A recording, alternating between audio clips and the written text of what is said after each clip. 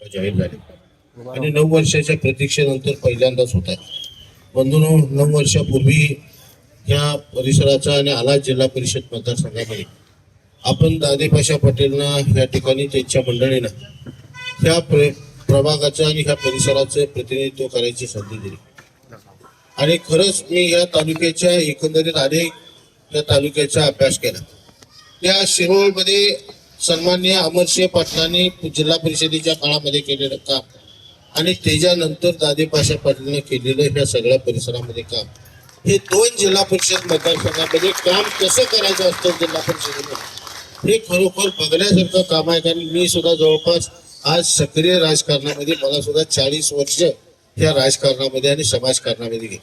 अनेक वर्ष मग पूर्वीच्या काळामध्ये शामराव अण्णांच्या बरोबर, त्याच्यानंतर सारे पाटील साहेबांच्या बरोबर अनेक वर्ष ह्या जिल्हा परिषद पंचायत समितीच्या निवडणुकीमध्ये भाग घेऊन सक्रिय प्रचार करण्याचा मला योग आला.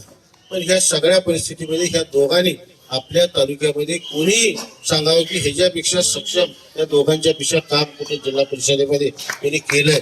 निश्चितपणे त्या लोकांनी अतिशय चांगल्या पद्धतीचं काम केलंय.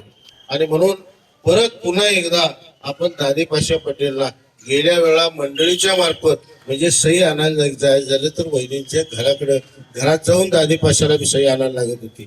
आता जागेवर बोट खटक्यावर बोट जागेवर पडती आता. त्यामुळं तिथल्या पुढच्या काळामध्ये अधिक गतिमान जर आपल्याला काम करायचं असेल तर दादेपाशा पटेल सरकार उमेदवार आपल्याला निश्चितपणे. आज कोण काय म्हणते ह्याच्यापेक्षा सुद्धा बंधूंनो, जवळपास 2005ला आपल्यामध्ये पहिल्यांदा महापुराचा तडाखा आपल्या ह्या सगळ्या परिसरामध्ये बसला आणि त्याचा सर्वाधिक फटका आपल्याला राजापूरवाडी, खिद्रापूर आणि विशेषतः ह्या नदी पलीकडच्या 7 गावामध्ये सर्वाधिक बसतो आणि बस्तवाड ह्या सगळ्या गावांना सर्वाधिक फटका ह्या परिसरामध्ये ह्या सगळ्या ठिकाणी बसतो. आणि ह्या सगळ्या परिस्थितीमध्ये रात्रंदिवस आपल्यातल्या सगळ्या माणसांना वाचवणं, त्याला एका बाजूला काढणं, त्याला सुरक्षित ठिकाणी पोहोचवणं, त्यांच्या जेवणाची व्यवस्था करणं, त्यांच्या आरोग्याची व्यवस्था करणं. तर म्हणजे ज्या वेळा जिल्हा परिषद सदस्य नव्हता त्यावेळा सुद्धा दादेपाशानं त्या काळामध्ये सुद्धा 2005 मध्ये दादेपाशा जिल्हा परिषद केली होती. एका बाजूला तुमच्याकडे एक प्रतिनिधी आम्ही असा दिलाय जो सामान्य माणसाच्या मध्ये मिसळून मग सामान्य माणसाच्या कुणाच्या अडीअडचणी असेल, आरोग्याच्या असतील, कुठं काय नदीत पडलं. परवा एक माणूस माझा जवळपास बीड मधला सन्माननीय दस साहेबांचा एक माणूस त्या ठिकाणी दर्शनाला आला आणि ते फुटला. मग म्हणलं आता कोणाला सांगायचं तर दादेपाशाला फोडली. म्हणजे कोण कुठल्या जिल्ह्यातला ह्याच्यापेक्षा सुद्धा ह्या प्रत्येक येणाऱ्या माणसाला मदत करायची भूमिका ती 24 तास. मग भले कपडे काढून पाण्यात उतरण्यापर्यंत जे काम आहे ते दादेपाशा करणारा एक उमेदवार तुमच्या समोर दिलाय आणि दुसरा उमेदवार मी कोणाची तुलना मी करणार नाही. आपण आपलं तुलना येणाऱ्या सगळ्या उमेदवारांचं, कारण आपला शिरोळ तालुका हा हरित क्रांती झालेला तालुका, अनेक वर्ष हरित क्रांतीचं स्वप्न आपण साकारलेली आपण लोक आहेत. देशभक्त रत्नापन्ना असतील, सारे पाटील साहेब असतील, एक वैचारिक बैठक कैलासवासी शामराव पाटील असतील, खासदार बाळासाहेब माने असतील, त्या सगळ्यांनी एक वैचारिक बैठक ह्या तालुक्याला दिलेली आहे. या तालुक्यामध्ये विकास कोण करू शकते, कोण काय करू शकते. काल सुद्धा इथं सभा झाली का कुठं सभा झाली, आपल्या ह्या 7 गावामध्ये कुठेतरी सभा झालेल्याचं ऐकलं. एकंदरीत की सगळं भाषण मला ऐकायला मिळालं नाही. पण लोकांनी मला सांगितलं, मी कधी बघत नाही करते युट्यूब आणि कोण काय बोलतंय ह्याच्यापेक्षा सुद्धा, कारण आपल्याला कामातनच एवढा वेळ नाही की लोकांचं कवा ऐकत बसायचं. पण ह्या सगळ्यातनं जात असताना कुणीतरी काहीतरी म्हणलं, कोण मालक कोण काय. मालक कवा म्हणतात, रिकाम्या हाताला ज्यावेळा आपण काम देतो त्यावेळा त्याला मालक म्हटलं जातं. रिकाम्या हाताला दगड देणाऱ्या माणसाला कधी मालक म्हटलं जात नाही. कारण माझं काम आहे, माझी जबाबदारी आहे. त्या तालुक्याचे लोकप्रतिनिधी म्हणून आपण सगळ्यांनी संधी दिली. ज्यावेळा लोकप्रतिनिधी म्हणतो त्यावेळा हे रस्ते, गटरी या सगळ्या सार्वजनिक सोयी ह्या करणं हे आमदाराचं कामच आहे. पण त्याच्याबरोबर सुद्धा प्रत्येक रिकाम्या हाताला त्याला कशा पद्धतीनं काम मिळेल, त्याला कशा पद्धतीनं रोजगार मिळेल. आज सुद्धा गेल्या 6 वर्षाचा आपण इतिहास काढला तर अनेक आपल्या तालुक्यातली विकासाची कामं बऱ्यापैकी आता चांगल्यापैकी जवळपास 2000 कोटीची झाल्यात.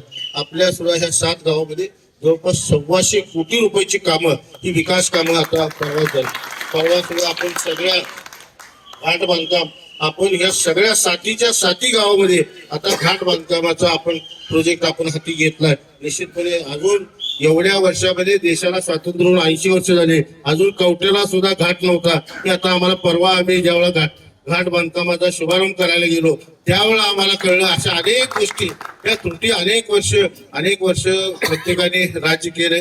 कोण काय म्हणते ह्याच्यापेक्षा सुद्धा विरोधकांना सुद्धा माझं सांगणं आहे की आपण एकमेकाला शिवा देणं म्हणजे आपलं काम आणि आपला प्रचार संपला असं होत नाही.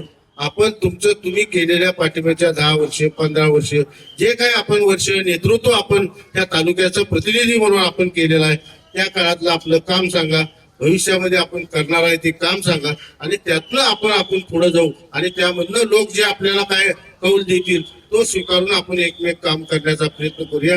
नुसतं धुणं काढायला आपल्याला वेळ नाही. आपल्याला ह्या तालुक्याचा विकास, सर्वांगीण विकास करायचा आहे. आता ह्या तालुक्यातले रस्ते गटरी आता ही कामं जवळपास आता ही सगळी होत आली. आता घाट बांधकाम झालं, हे सगळं बांधकाम झालं. परवाचा पण शारपडीचा सुद्धा प्रश्न घेतला. 1.5 लाख 1.5-2 लाख रुपये एका एकराला शारपडीला खर्च येतो हे तुम्ही आणि आम्ही सगळ्यांनी बघितलं. आज 30,000मध्ये महाराष्ट्र शासन आपल्याला हे शारपड मुक्त करून द्यायचं काम हे फक्त राजेंद्र पाटील यड्रावकरमुळे त्या राज्याला हा नियम आपण लागू करायला लावला आणि पहिल्यांदा राज्य सरकारनं एका बाजूला जलसंपदा खातं आजपर्यंत ते लोकांच्या शेतापर्यंत बांधापर्यंत पाणी न्यायचं काम करत होतं.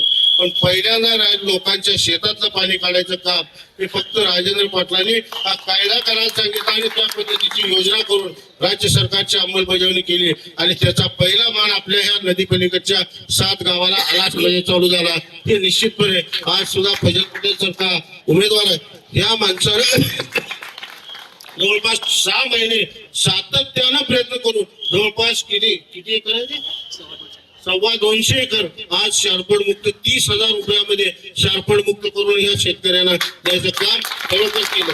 अशी माणसं जी काम करणारी माणसं आहेत जी लोकांचं हित डोळ्यासमोर जवळपास काय करत होती त्याला 200-250 लोकांच्या शेतकऱ्यांचा प्रश्न 30,000मध्ये हे 2.25 लाख रुपये कर्ज काढून 12% आणि 13% जर कर्ज काढून जर माणसाला जर भरायला लागत असते त्या माणसाला जर 30,000 रुपयामध्ये काम होत असेल तर निश्चितपणे अशा ज्या शासनाच्या ज्या वेगवेगळ्या योजना आहेत ते बरे प्रसंगी शासनाला नवीन योजना करायला लावून आपण ह्या तालुक्यामध्ये कशा पद्धतीनं अंमलबजावणी करता येईल अशा सगळ्या योजना शासनाच्या ज्या आपल्याला आणता येईल त्या आणण्याची गरज आहे.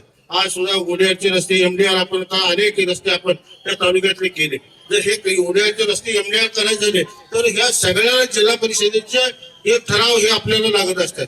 त्यामुळं ज्या पद्धतीनं आपण ह्या गेल्या 5-6 वर्षामध्ये विकासाची जी गती ठेवली आपण ते जर ह्या जिल्हा परिषदेमध्ये जर एक विचाराचे जर लोक ह्या जिल्हा परिषद आणि पंचायत समितीमध्ये आले नाहीत तर तालुक्याच्या विकासाला अनेक अडचणी निर्माण होतात.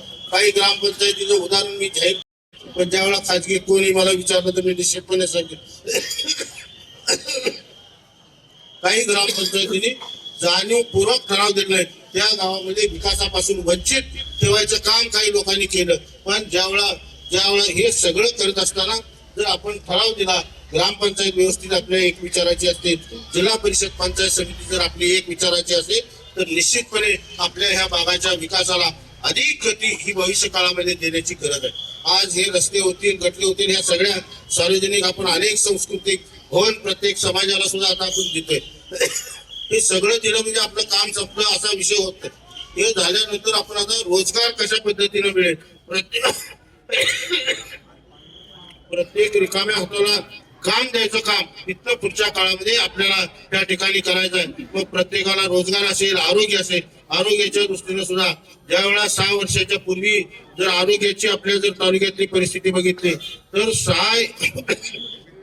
100 खाटा या फक्त आपल्या तालुक्यामध्ये होते. आज जवळपास 950 खाटा आपण ह्या तालुक्यामध्ये उभा करायचा संकल्प केला आहे आणि एक मेडिकल हब आपण आपल्या ह्या तालुक्यामध्ये तयार करतो की जेणेकरून तालुक्यातल्या कुठल्याही माणसाला आरोग्याच्या समस्येसाठी म्हणून आपल्याला तालुक्याच्या बाहेर जाता कामा नये अशा अनेक योजना आपण करायचा निर्णय घेतला.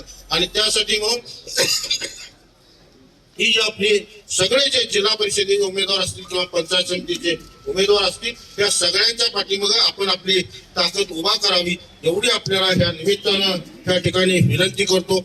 बंधुरो, ह्यालाच का उमेदवारी त्यालाच का उमेदवारी अनेक चर्चा ह्या सगळ्या घडामोडीमध्ये गेल्या 5-7 दिवसामध्ये झाली. सुकुमारांना असतील सचिन दानोळे असतील किंवा सगळे बाकी अमोल असेल किंवा बाकीचे सगळे सन्माननीय धनाजी काका असतील, हे सगळे लोक हे काही उमेदवाराला पात्र नाहीत अशा पद्धतीची परिस्थिती आहे. पण हे सगळं करत असताना एकालाच कोणाला तरी उमेदवारी द्यायला लागते. म्हणून ही सुद्धा जी बाकीची जी माणसं आहेत ही सुद्धा तेवढ्याच तळमळीनं सामाजिक काम करणारी माणसं आहेत. त्यांना सुद्धा तेवढा मुलानं ही तालुक्यामध्ये काम करणारी माणसं आहेत. त्यांचा सुद्धा भविष्यामध्ये मान सन्मान कशा पद्धतीनं राहील ही बघायची भूमिका त्या तालुक्याचं पालकत्व म्हणून ज्यावेळेला मी स्वीकारलंय त्यावेळेला ह्या सगळ्यांचा सन्मान करणं, त्या सगळ्यांना जिथं जिथं काम करायला त्यांना संधी देता येईल तिथं संधी देण्याचा प्रयत्न आपण निश्चितपणे करू. पण आमच्यातल्या कुठेतरी काहीतरी भांडणं होतील याचं स्वप्न बघून जर कोण काय जर करत असेल तर निश्चितपणे येणाऱ्या काळामध्ये ते स्वप्न भंगलेलं येणाऱ्या 2 दिवसामध्ये ते दिसेल. निश्चितपणे आपण सगळ्यांनी एकसंघपणे कोण कुठल्या जातीचा आहे, कोण कुठल्या पंथाचा आहे, ज्या पद्धतीनं गेल्या 2-3 वर्षामध्ये त्या सगळ्या नदी पलीकडच्या 7 गावामध्ये एक वेगळ्या पद्धतीचं वातावरण करण्याचा प्रयत्न काही लोकांनी जाणीवपूर्वक जातीमध्ये तेढ निर्माण करायचा प्रयत्न काही लोक करतात. बंधूंनो, ही परिस्थिती कुठेतरी थांबवायला पाहिजे. आपला तालुका हा पुरोगामी तालुका म्हणून ओळखला जातो. देशभक्त रत्नापन्न कुंभार असतील, सारी पाटील साहेब असतील, शामराव पाटील असतील, एक वैचारिक विचार घेऊन एक वैचारिक बैठक या तालुक्याला देण्याचा प्रयत्न केला. आज काही लोक वेगवेगळ्या जातीचा आधार घेऊन काही लोक खेळ करण्याचा प्रयत्न करतील. या सगळ्या जातीपातीच्या खेळाच्या पलीकडे जाऊन या तालुक्याचा विकास करायचा असेल, या तालुक्याच्या प्रत्येक माणसाच्या रिकाम्या हाताला जर काम द्यायचं असेल, त्याच्या आरोग्याच्या सुविधा करायच्या असतील, या माणसाचा आर्थिक स्तर इथनं पुढच्या काळामध्ये आपला एकमेव कार्यक्रम असला पाहिजे. रस्ते गटरी ह्या सगळ्या होत राहतील, पण प्रत्येक माणसाचा आर्थिक स्तर कशा पद्धतीने उंचावेल हे सुद्धा बघायची भूमिका आपण येणाऱ्या काळामध्ये घ्यायची. आज आपल्याकडे कन्यागताचा काळ या येणाऱ्या काळामध्ये येणार आहे.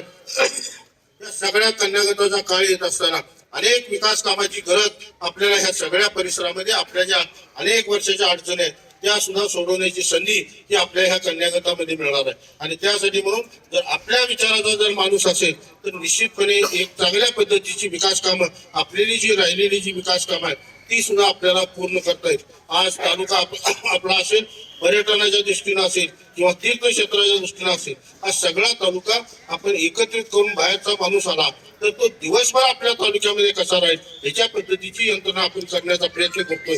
या सगळ्या जर विकास कामामध्ये तुमच्या सगळ्यांची साथ जातीपातीच्या पलीकडे जाऊन मी आपल्याला मनापासून नम्र विनंती करतो की ह्या तालुक्याच्या देशभक्त रत्नापन्न कार्यकर्त्यांचा विचार जर आपल्याला जर जपायचा असेल तर जातीपातीच्या पलीकडे जाऊन जी काम करणारी माणसं आहेत, जी रात्रंदिवस तुमच्यासाठी आहेत, महापूर होऊ दे नाही ह्या परिसरामध्ये कुठलंही संकट होऊ दे, त्या संकटाला आपल्या बरोबरीनं किंबहुना आपल्या पुढे पाऊल टाकणारी माणसं आहेत, त्या माणसांच्या पाठीमागे आपण राहावं एवढी आपल्याला ह्या कळकळीची विनंती करतो. 6 तारखेला शिट्टी समोरचं आपण बटन दाबून, 5 तारखेला शिट्टी समोरचं बटन दाबून आपण 6 तारखेला गुलाल उधळूया एवढंच आपल्याला ह्या निमित्ताने विनंती करतो आणि थांबतो.